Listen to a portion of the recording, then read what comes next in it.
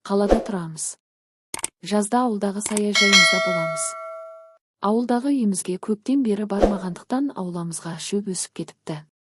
Үйді қағып сілкіп кіруге дайындық жасамақ болып, жерде жатқан кілемді көтеріп қалсам, астынан сумаң етіп сұр жылан шыға келді.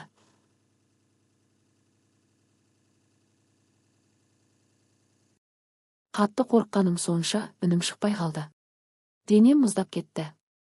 Абдырап, тілім байланып қанша уақыт тұрғанымды білмеймін, жылан да қимылсыз жатыр. Бір уақытта жылан қозғалды. Оның суық қимылын көріп, бар даусыммен шыңғырып далаға қаштым. Айқайлаған даусымды естіген көрші апа жүгіріп келді. Жылан деп қолыммен төргі бөлмені нұсқадым. Күйеуім есік алдында жатқан шөп жинайтын бесақаны, айыр қолына алып жүгіріп бара жатыр еді, көрші апа тоқтатты. Жыланды өлтірме. Ордалы жылан болса, өзіңе немесе бала-шағаңа кесірі тиеді. Одан да басына ақ құйып шығарайық.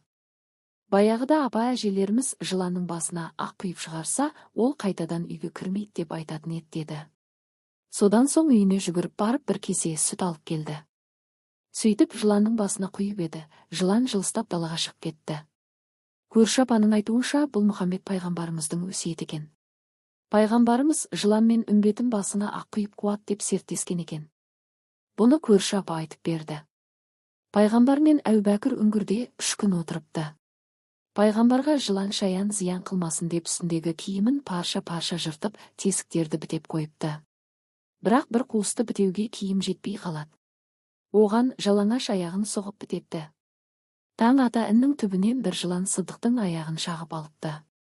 Әбубәкірдің 2 ерні көгеріп өлуге айналады. Оны көрген пайғамбар жылан шаққан жерді дереу пышақпен тіліп, отын сорып, жерге түкіре береді. Сол кезде шаққан жыланның басы да көрінеді. Пайғамбар: «Ей жылан, сен Әбубәкірді неге шақтың? Оның кім екенін білесің бе?» деді. Жылан: «Иә, Алланың хабибі, амалымның жоғынан шақтым. Мен осы үңгірдің иесі едім.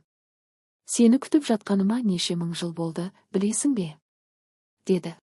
«Менің келетінімді сен қайдан білдің? Мына үңгірдің аузындағы өрмекші мен көгершін жер жаралып, су аққалы осында тапжылмай жатыр. Бұлар не өлмейді, не ұшпайды, не балаламайды. Мен олардың жайын сұрадым. Сенің келетініңді солар айтты. Мені жаратқан ұлық Алланың сүйікті хабибін көру мен үшін зор бақыт. Ықыласыңа рахмет. Не тілегің бар?» «2 түрлі датым бар. Бірі сенімен дидарласып тілдесіп қалу. Екіншісі, Алла сені дүниеге рахмет ету үшін жіберген. Сол рахметіңнен менің ұрпағым да үлес алсын. Үмбетіңе айт. Ұрпағымды бей-берекет өлтірмесін. Дегенің болсын. Үмбетіме жыланды басына ақ құйып шығарып салыңдар деп өсиет қалдырамын. Достығымыздың белгісі ағарған айран болсын» дейді. Содан бастап мұсылмандар үйге кірген жыланның басына ақ құйып шығарып салатын болыпты. Ал Әбубәкір пайғамбардың емінен соң оңалып, тез тұрып кетті. Көрші апа үйге кірген жыланның басына ұн сеуіп шығаруға да болады дейді. Мен бұны бірінші рет естіп отырмын. Сіз де біле жүріңіз, жас оқырман.